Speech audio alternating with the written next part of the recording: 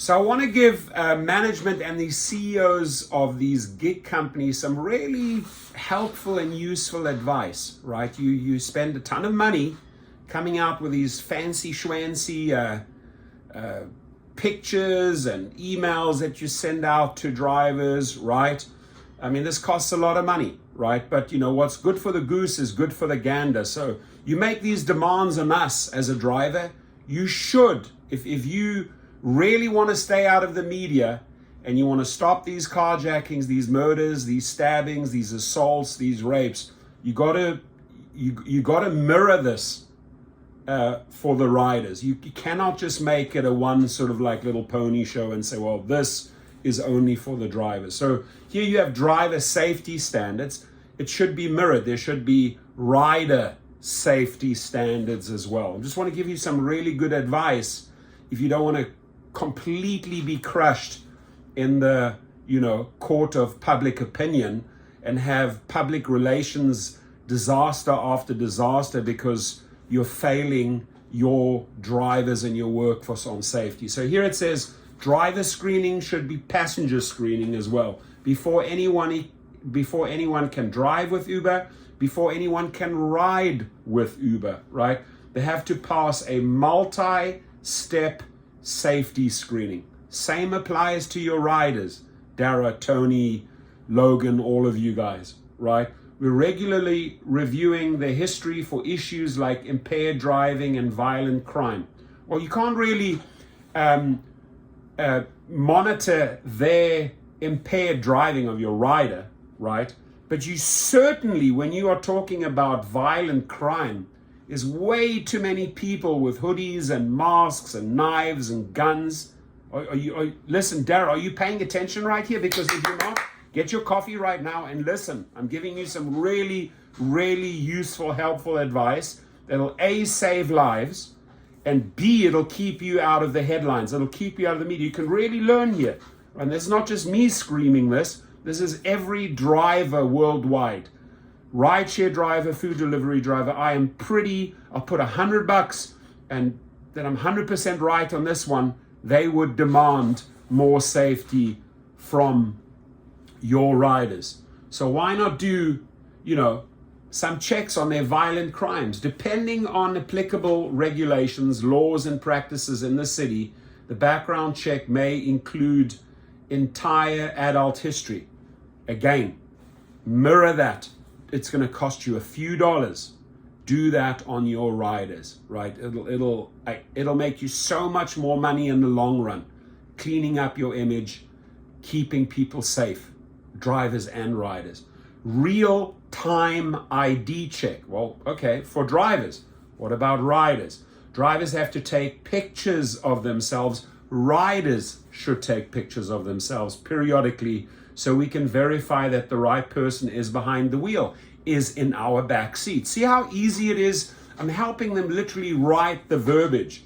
And I'm trying to help them, A, make more money, keep more people alive, right? A lot of people are leaving over poor safety. Just quick reminder here, Logan Green and John Zimmer and Eric Koshashawi. A lot of people are leaving because guess what? You're not addressing this side, the safety side, and keeping the driver safe. This keeps the passengers safe. This verbiage does not keep us safe, right? So I'm changing a few little things for you guys here, free of charge, free consultation here, and it'll make you millions in the long run.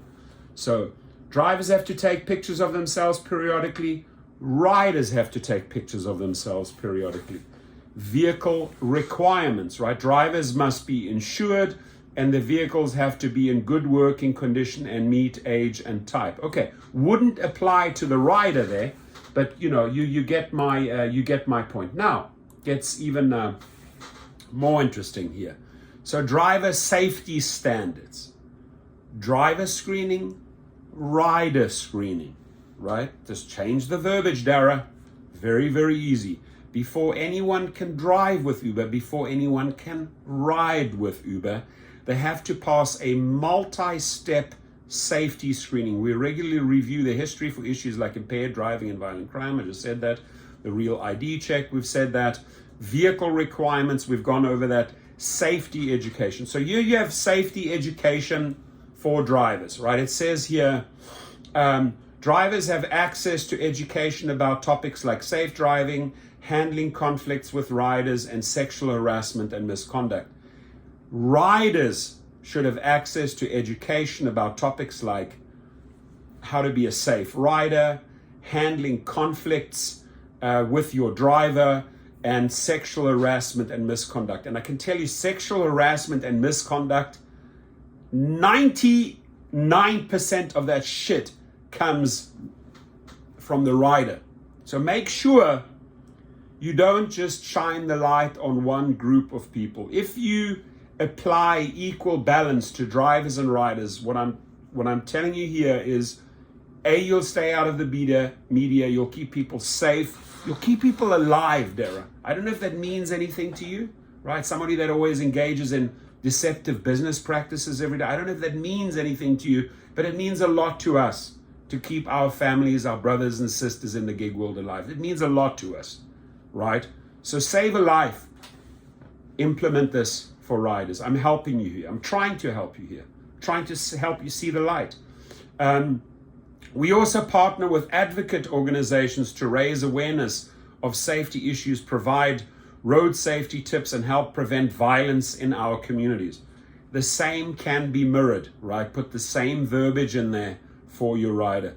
Driving time limits. The app limits how long a driver can use Uber before they have to take a break. They must stop driving for a set amount of time before they can start taking trips again. So driving limitations, for example, right? In engaging or inviting multiple people with these multiple stops is dangerous, right? They have like 5 stops that you can do now, right?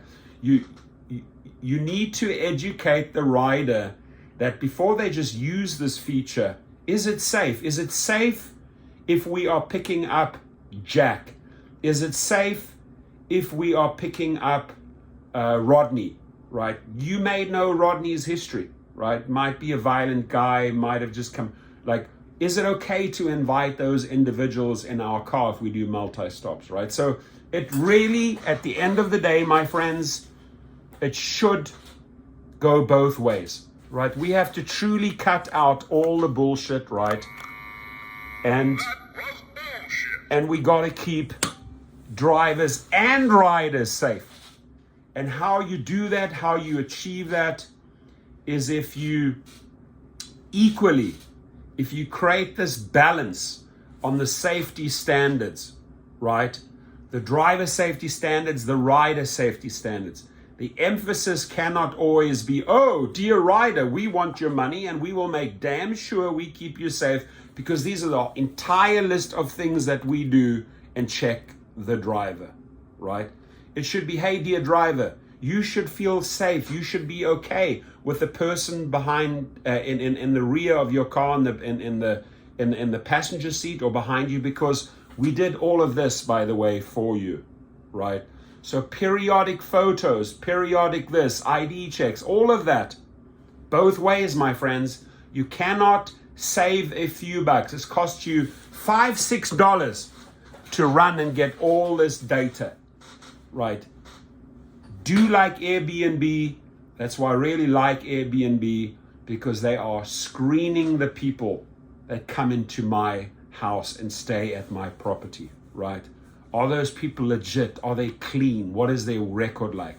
You don't need a thug coming into your Airbnb and walking out the back door with your TV and your this and that, right? So apply or start thinking like Airbnb, Dara, and Tony and Logan, okay? And the main thing is here, drivers share, right? We need to share this on Facebook and Twitter so that the public or riders and passengers understand where we are coming from. Mutual safety will keep the stories out of the media. Mutual safety, riders and drivers, will save a ton of lives. Drivers' lives and riders' lives. Something to think about. Stay safe, my friends.